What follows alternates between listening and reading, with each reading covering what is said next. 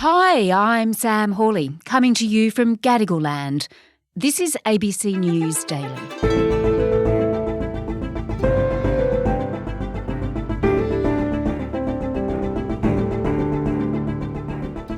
The government pays private consulting firms hundreds of millions of taxpayer dollars every year.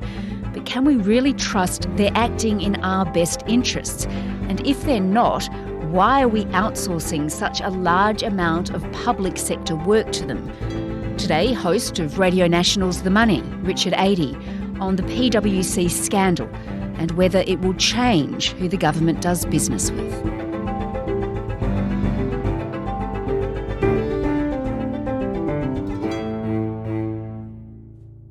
All right, Richard. Oh my gosh, this is a story that just keeps on giving. We're learning more and more about this PwC scandal this week through this Senate estimates process. Wow, what a ride we're having. It is. It keeps sort of unfurling. Yes.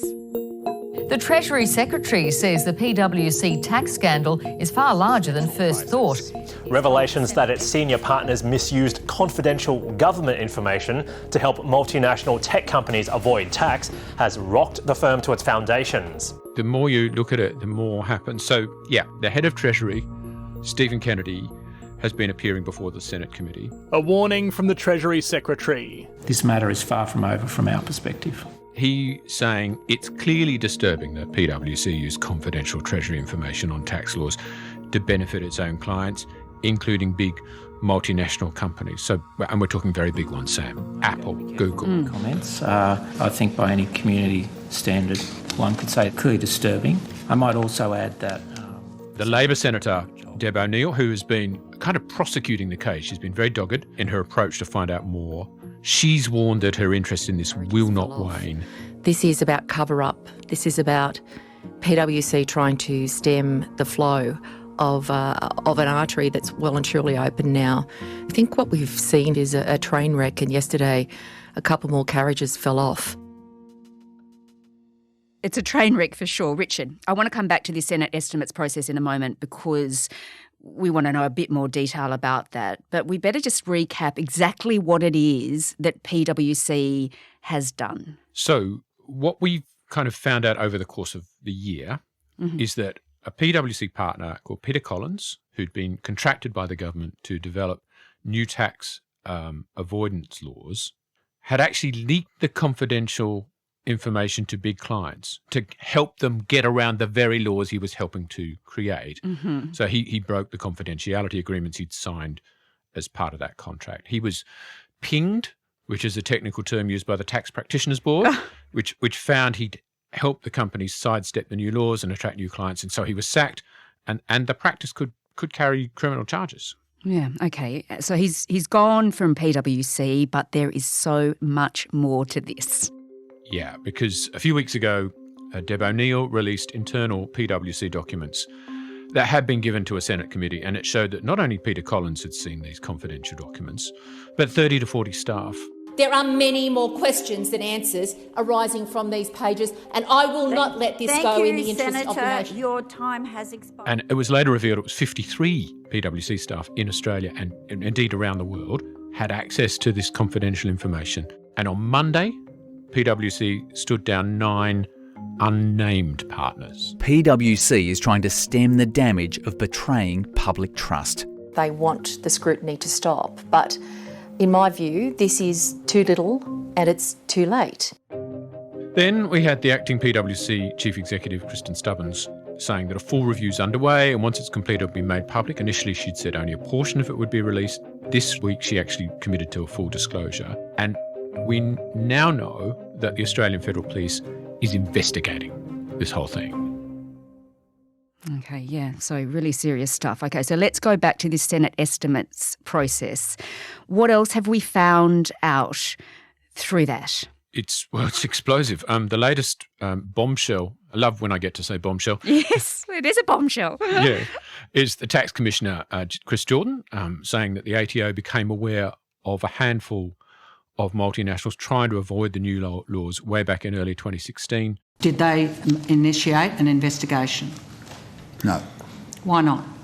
They felt they didn't have sufficient evidence at that time to pursue that. Isn't that? That's 7.5 years ago, Sam. I was just starting the money then. You would have been overseas somewhere. Yes, can't quite remember where. That triggered the audits back then. Mr. Jordan told the committee that PwC was behind 15 schemes designed to help multinationals sidestep the tax laws. He also revealed that the tax office had referred Collins to the AFP in 2018, but in 2019, police decided not to take further action. Then we get to more questioning from Deb O'Neill to the Treasury's Deputy Secretary for Revenue, Diane Brown. She admitted that the department first became aware of the breach in 2018. Can we just get it on the record, the response? When did you first become aware? I'm just hesitating because the word aware suggests a level of knowledge. No, my question is, when did you become aware of the issue? So in 2018, we were requested information from the ATO about a possible breach of confidentiality. Treasury Secretary Stephen Kennedy told the committee it's disturbing, but he also confirmed that even Treasury had contracted PwC as an auditor in $1 million contract. They're our internal auditors. I know. They have been for some time. That's right. So $985,000 contract. They have a contract with us till the end of this year. It's a $900,000. He did note that ongoing procurement will be considered carefully. The Greens Senator Nick McKim also grilled the officials, questioning how much trust the public could have in PwC. He thinks it's failed the pub test. So it fails the pub test, though, doesn't it, really, that a company that's, let's be clear, stolen confidential Treasury information and monetised it to help their clients actually avoid paying tax in Australia. And they're providing Treasury, and you, Dr Kennedy, personally as Secretary, with advice on governance. I mean, it's absurd. So the question is, how many government contracts does PwC actually have, Richard? It's very difficult to put a finger on an exact number. We know that PwC secured over $500 million, $537 million in federal contracts over the last couple of years. The Defence Department, which, as you'll know, is the biggest, most complicated department of government there is, alone has 54 contracts with PwC worth more than $223 million. And it was even revealed that the Reserve Bank hired PwC last year to help with a staff underpayment. Yeah, right, so they've got a lot of work from the government. Oh, yes. Yeah, so Richard, I want you to explain to me why it is that the government is handing over all of this money to firms like PwC, not just PwC, of course, but there's others as well. Do they really think this is a good way to spend taxpayers' money? Well, so there's a couple of things to say about this. Firstly, this is happening everywhere. Yeah. Over time, there's been more and more of a push for the public sector to look more like the private sector, Right. to kind of mimic its perceived efficiencies and capacity for innovation. And also over time, and completely related, the public sector has shrunk. So the consultants argue that they now have expertise that the bureaucrats don't have. But why, Richard, has the public service shrunk? Well, so this has been happening really on and off since the 80s, but over the Howard years, you might remember he came in, he sacked 6 departmental secretaries. It is an aim to get the budget into underlying surplus. The fact that there are redundancies in the federal public service, I don't enjoy at one moment. He oversaw the loss of about 30,000 public service jobs in his first term. What we are doing there is no different from what private enterprise has been doing now for the last 10 or 15 years. The idea that restructuring stops at the door of the federal bureaucracy and doesn't go in there is just, I'm afraid, unrealistic. Kevin Rudd came in 2007. There was a reduction in consultants. So it's sort of ebbing and flowing here until 2013-14 when the coalition came back to power under Tony Abbott. And from there, expenditure on contractors almost doubled to an annual just under 650 million, 647, 5 years later. And over that time, we saw another something between 13,000 and 18,000 jobs cut from the public service. And according to the Australia Institute, which are a progressive think tank, our spending on consulting is greater per capita than any other country and about double that of comparable places like Canada or Sweden. Right, yeah. So we want our public service to look like the private sector, and to do that, we're just giving all the work to the private sector, by the sounds of it. Oh, yeah. I think you get to a point with this where unless you make a very deliberate decision at the top, it's hard to stop because a lot of the pushes come under coalition governments, which favour small government ideologically. Mm-hmm. Of course, what using consultants means is that they come off your books, or they're on your books in a different way, and they're not bodies sitting in seats on floors that you have to pay for and cover their super. They're kind of a different line item. The other issue is consultants produce reports that governments want with the perception of an independent organisation. So if the government wants to do something and it hires a consultancy, say, Hawley and 80 Associates, we don't have to be told what the government wants that report to say. That stuff's very easy to work out, and there's always back channels. So you can see the attraction of that for politicians. And the other thing is that consulting firms are relatively big donors to both sides of politics. All political donations come with a payoff. We now know the federal spend on those contracts rose from $352 million to just under $890 million a year. That's between 2012-13 and 21-22, which are the latest figures we have. And they come from the Australian National Audit Office.